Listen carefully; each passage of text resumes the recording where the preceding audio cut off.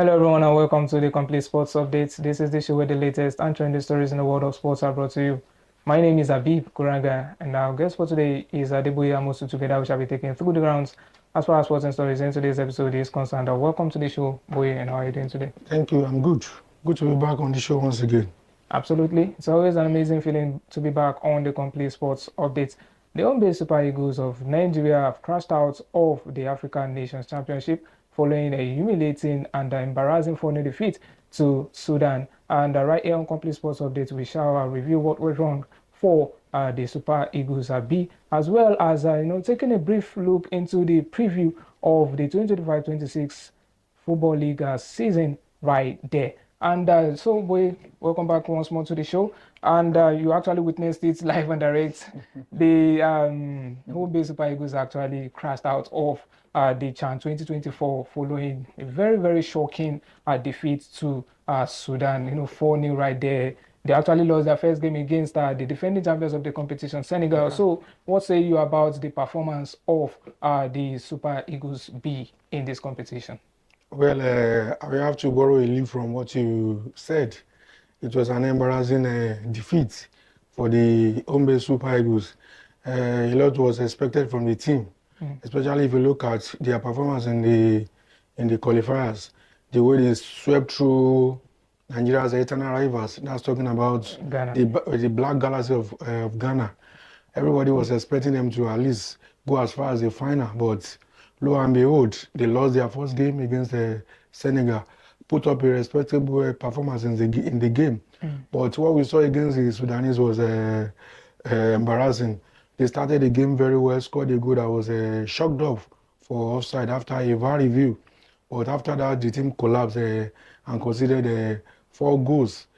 Well, that's football for all of us to see. Probably next time they will prepare better. Yeah. Absolutely. So, talking about the way and manner they actually crashed out of the competition, with Eric Chelle being the head coach of this side, and the assistants actually are Fidelis Lechuku as well as Daniel Gumodidi. And you can actually say that these two guys are coaches of teams in the domestic league. So, do you think it's actually right or wrong for Eric Chelle to actually be the manager of this team, considering the fact that we have two managers who actually know the nitty-gritty of this domestic league, becoming the head coaches of this particular team instead of Eric Chelle, because of course this is a competition for the domestic league. So what say you about that? Well, before we came on board here, we actually spoke about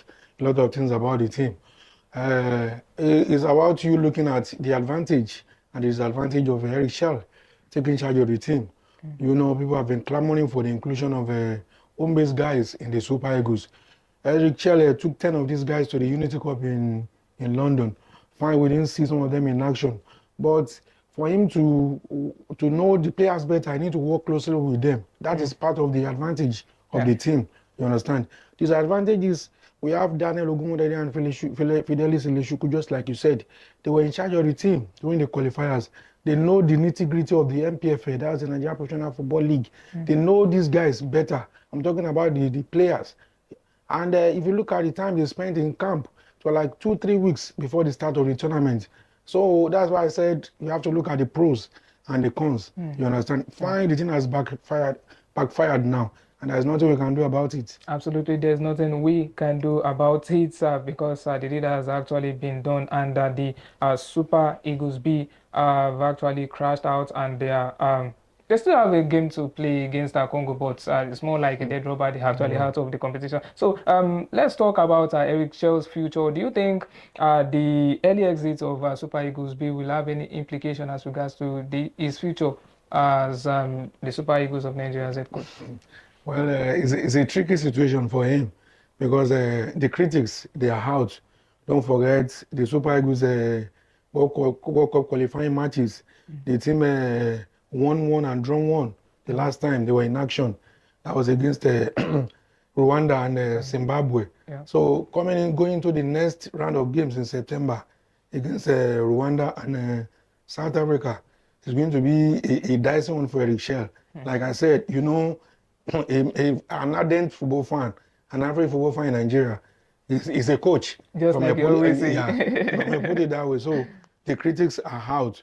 I just hope the Super Eagles will get the maximum 6 points in November. If not, well, it will left for the NFF to take a decision on its future. I really love the way you actually picked your words before saying that out. So well, we wish Eric Chelle the very best as far as his quest of ensuring that the Super Eagles of Nigeria actually seal their qualification into the next year's World Cup, which will actually be played in the United States of America, Mexico, as well as Canada. So let's talk about the English Football League, the Football League season generally, 2025-26 is actually almost upon us. And with the English Premier League in focus right now, Liverpool actually opening the floor as the defending champions against Bournemouth at Anfield.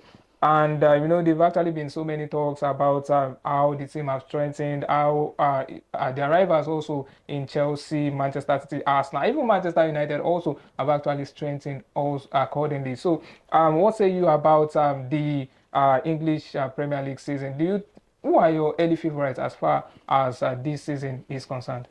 Well, what I would just say concerning that is that we are in for an interesting 2025-2026 season, because just like you said, a lot of the clubs, they have actually strengthened their squad. With a lot of the teams have strengthened their squad. A lot of quality players. Talk about Manchester City, Man U, Chelsea, Arsenal, and the holders, Liverpool. So I wouldn't want to stick out my neck at this stage, but I still believe Liverpool are still the favorite, especially if they're able to sign Isaac. Definitely, we do hope that either Liverpool, Manchester City, or even Tottenham Hotspur can actually go up and go all the way to win the English Premier League title. But what we always try as much as possible to say is, may the best team. It's actually always the best team that wins the league compared to other competitions like the UEFA Champions League or the Europa League. You can actually see some teams that are not the best of the best win the competition compared to a league season, which you have to be consistent week in, week out. But still on still, we'll still say that may the very best team win their respective leagues right there. So thank you very much, Boy, as far as for your wonderful and insightful analysis. So thank you, viewers. This is where we're wrapping things up as far as proceedings in today's episode is concerned. And do take care of yourselves and enjoy the rest of your day. Bye for now.